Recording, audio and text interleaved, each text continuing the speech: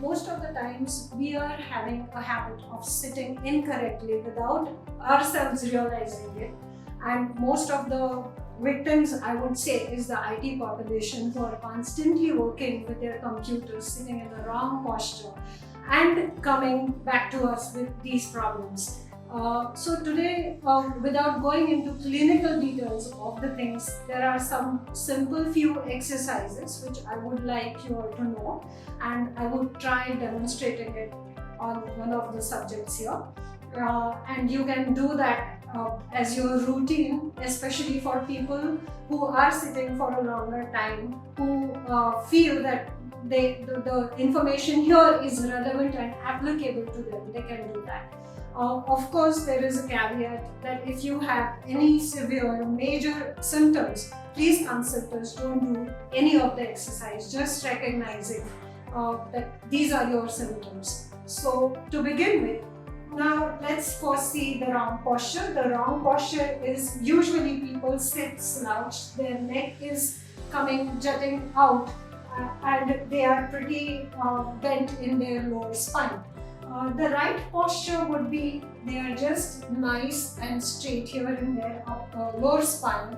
Their ears are falling in line with their shoulders, and they are comfortably walking where they don't have to really extend their arms to operate the computer, and they are rightly sitting here. The screen is at the level of their eyes.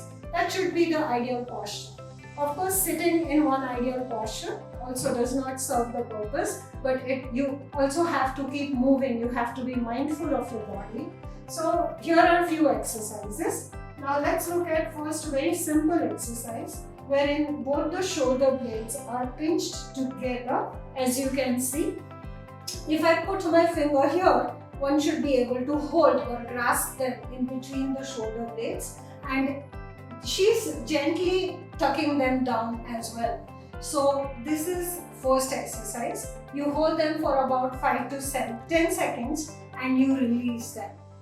Second exercise is that, as you can see, would you take the mask off for me for a minute, please? Yeah, as the second exercise, you can see that she is trying to tuck her chin inside her throat. So the movement is forward and backward. Many of the times people misperceive this exercise and they start nodding and up, nodding and up. That is precisely a wrong way of knowing it. So the exercise is gently pulling it in and release. Gently pulling it in and release. The third exercise is a stretch, and the stretch position would always be so let's talk about the right neck stretch, wherein her hand is held or she's holding onto an edge. The left hand comes over the shoulder and she passively, meaning with the help of her hand, she's bending her neck to the left, and now she is going to gently pull her right shoulder blade behind and put it down, as in to create some stretch over this tissue, and now she would gently tuck her chin in. That stretches your superficial cervical muscles, that releases the tension on the tissue and the fascia which is on the side of the neck, and you can hold this position about 10 to 15 seconds and gently release it.